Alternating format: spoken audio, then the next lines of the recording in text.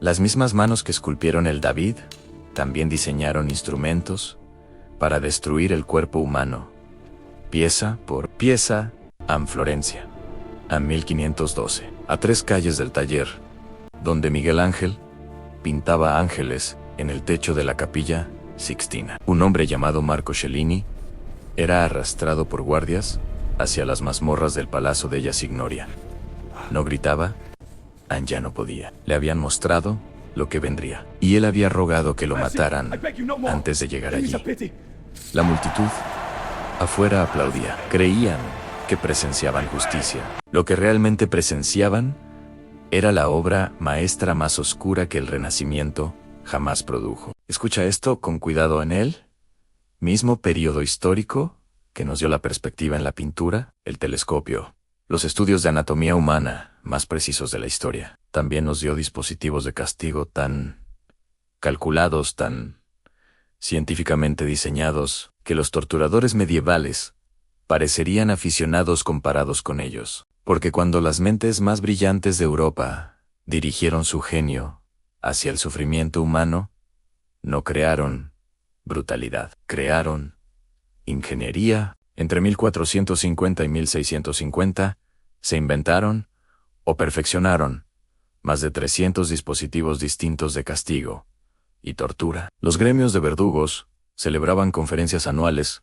para intercambiar técnicas. Las universidades incluían teoría del castigo en sus currícula legales. No era vergonzoso. Era considerado ciencia aplicada, y uno de esos dispositivos es tan perturbador que cuando lo describas a alguien, no te creerán que existió de verdad. Se llamaba la pera de la angustia, y los registros históricos de su uso en Venecia y Sevilla entre 1520 y 1600 están documentados con una precisión que hace que el estómago se revuelva. El dispositivo era pequeño, cabía en la palma de una mano. Estaba fabricado en hierro, forjado por artesanos del mismo gremio que producía instrumentos quirúrgicos para los médicos más respetados de Europa. Algunos ejemplares tenían grabados decorativos en su superficie, flores, vides, figuras religiosas, porque el Renacimiento creía en la belleza en todo, incluso en sus instrumentos de destrucción. El mecanismo era sencillo en 4 pétalos metálicos,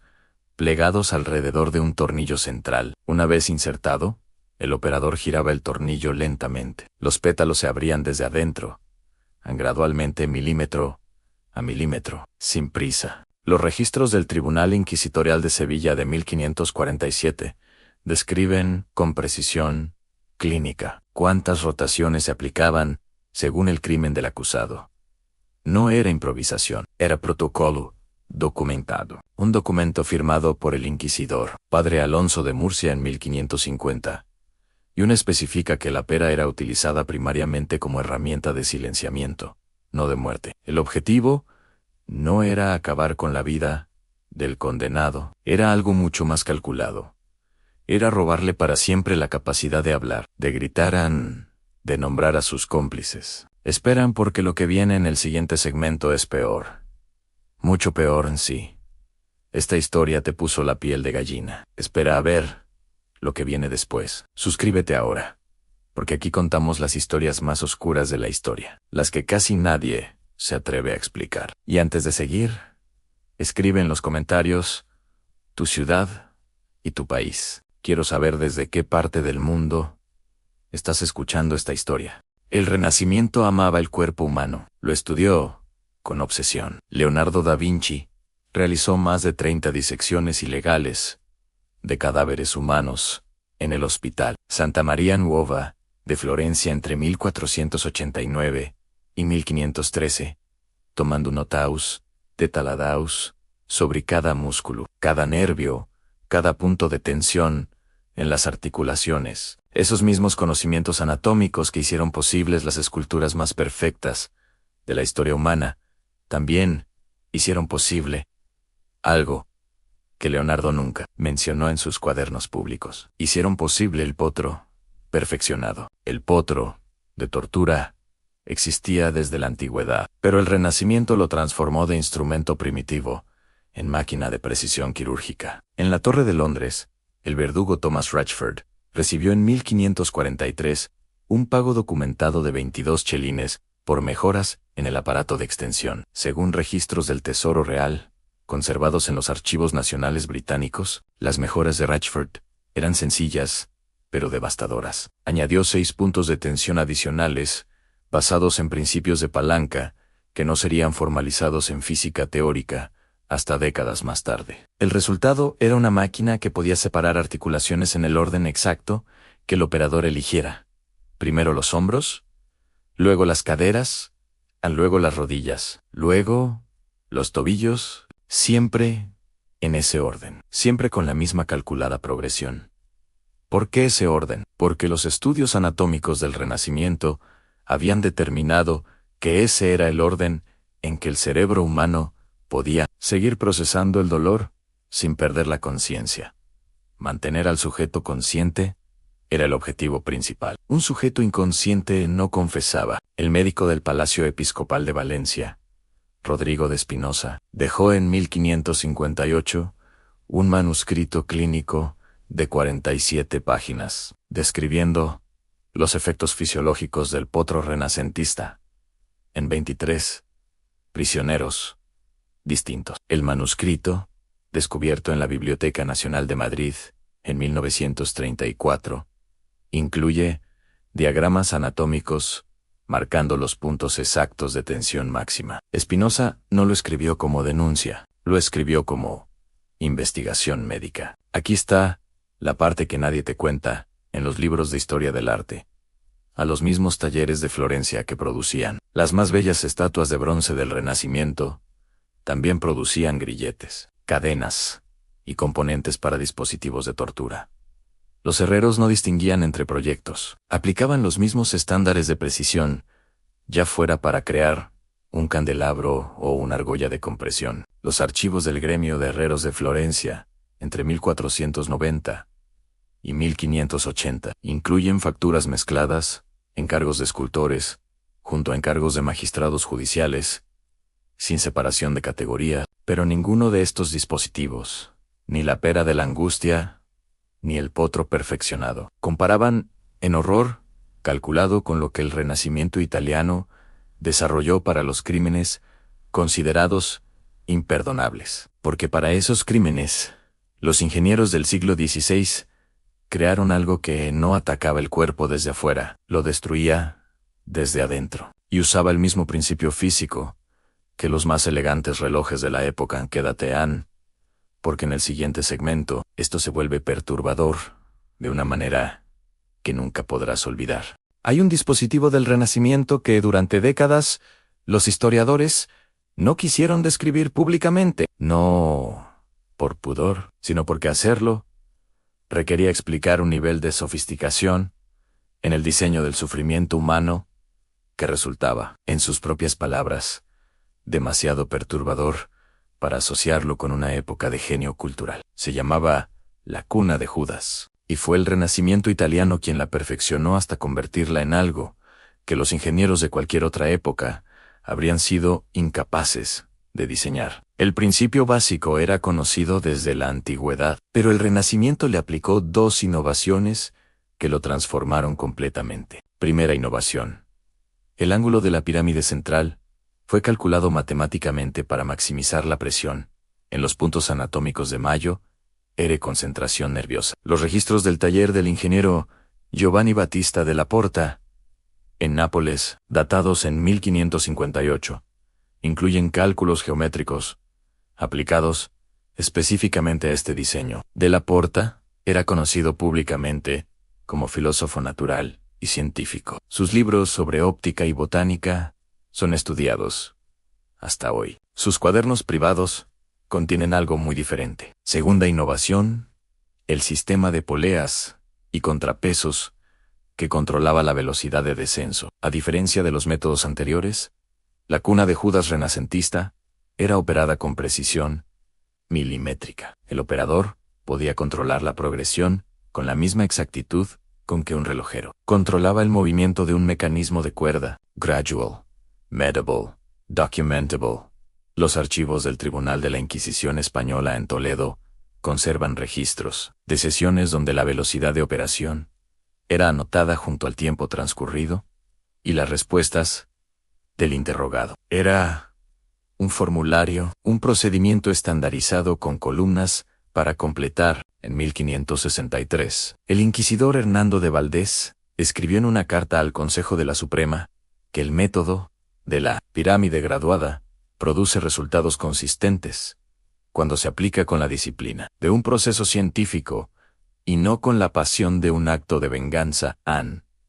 No estaba describiendo brutalidad, estaba describiendo metodología. Aquí está lo que hace que esto sea diferente de cualquier cosa que hayas escuchado antes. Los documentos históricos revelan que varios de los operadores capacitados en este método en las ciudades de Toledo, Venecia y León, entre 1540 y 1590, eran también aprendices de artes mecánicas. Algunos habían trabajado en la fabricación de instrumentos musicales, otros en la construcción de autómatas mecánicos. Esas fascinantes figuras movidas por engranajes que deleitaban a los nobles renacentistas, los mismos principios de mecánica de precisión aplicados a propósitos radicalmente opuestos. Lorenzo de Médicis, el gran mecenas del arte renacentista, mantenía en su palazzo privado no solo las colecciones de arte más extraordinarias de Europa, sino también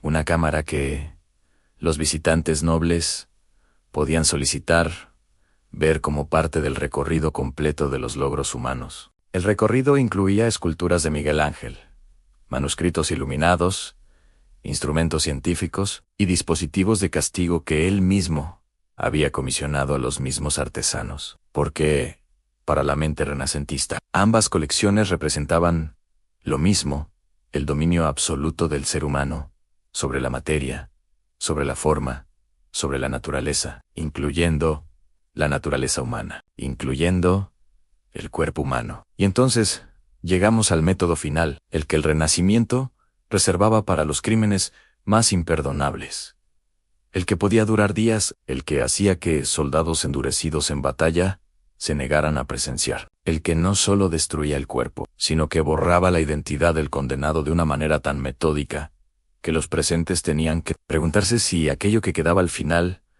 había sido alguna vez una persona. Existe un documento en los archivos estatales de Venecia. No está clasificado, no está oculto. Cualquier investigador puede solicitarlo. Pero durante siglos, nadie lo citó en libros de historia general, porque los historiadores que lo encontraron tomaron la misma decisión. Esto no debería estar junto a las discusiones sobre el arte renacentista. El documento es un manual operativo, fechado en 1571, firmado por el magistrado Giovanni Contarini, del Consejo de los 10, el tribunal secreto más poderoso de la República de Venecia. 104 páginas, con ilustraciones. Detalla el procedimiento completo de lo que el Consejo llamaba la disolución pública, reservada para crímenes de traición, herejía grave y ciertos delitos que la República consideraba amenazas a su propia existencia. El proceso comenzaba 2 días antes de la ejecución final, y no describía un único método de castigo. Describía una secuencia cuidadosamente ordenada, un protocolo en 7 etapas, donde cada fase estaba diseñada no para causar dolor, sino para lograr algo más calculado y más aterrador. Estaba diseñado para deshacer a la persona antes de deshacer al cuerpo. Primera etapa en aislamiento total en silencio absoluto durante 48 horas. Los estudios psicológicos modernos confirman que el aislamiento sensorial sostenido comienza a producir alucinaciones severas en entre 24 y 72 horas. El Renacimiento no sabía nada de neurociencia, pero sabía exactamente lo que esas 48 horas producían. Lo habían documentado. Las etapas siguientes escalaban con la misma lógica implacable, cada una diseñada con conocimiento específico del cuerpo humano y la mente humana, cada una aplicada en el orden exacto que maximizaba el efecto acumulativo de las anteriores. El manual incluye una sección titulada de la correcta presentación pública, que detalla cómo el proceso debía ser visible para los ciudadanos de Venecia, no porque el objetivo fuera entretener o aterrorizar al público, aunque lograba ambas cosas, sino porque el Renacimiento había comprendido algo sobre el castigo que ninguna era anterior. Había sistematizado con tanta claridad: el castigo más efectivo no es el que más duele, es el que más se recuerda y el que más se teme antes de ocurrir. El manual de Contarini concluye con estas palabras, que el historiador Filippo de Vivo citó en su investigación sobre el Consejo de los 10 publicada en 2007 por la Universidad de Oxford. El método perfecto no es aquel que destruye al culpable con mayor rapidez. Es aquel que hace que los inocentes jamás quieran ser culpables.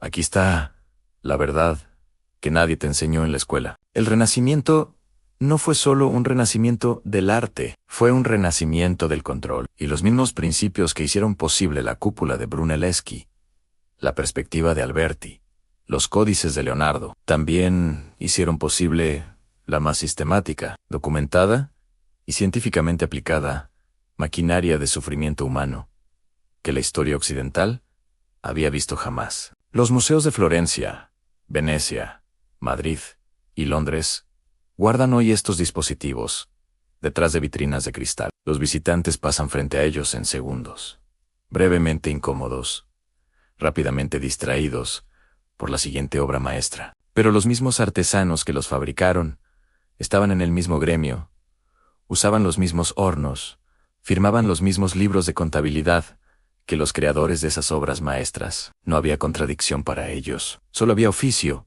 en precisión, maestría sobre la forma. La próxima vez que veas el David de Miguel Ángel, recuerda esto: en el mismo año en que fue completado, en la misma ciudad, con el mismo hierro fundido, en los mismos talleres florentinos, se fabricaron 3 dispositivos distintos de tortura, y todos fueron considerados igualmente representativos del espíritu de su tiempo.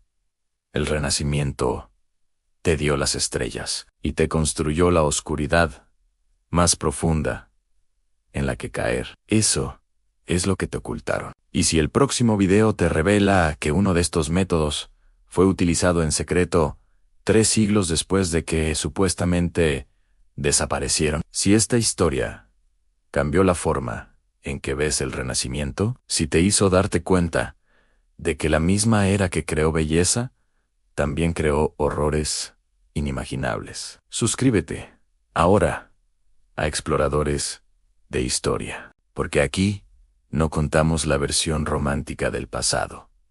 Contamos la historia completa, incluso las partes que los libros prefieren esconder. Y antes de irte, dime en los comentarios, ¿crees que el progreso humano siempre trae luz? ¿O también crea nuevas formas de oscuridad?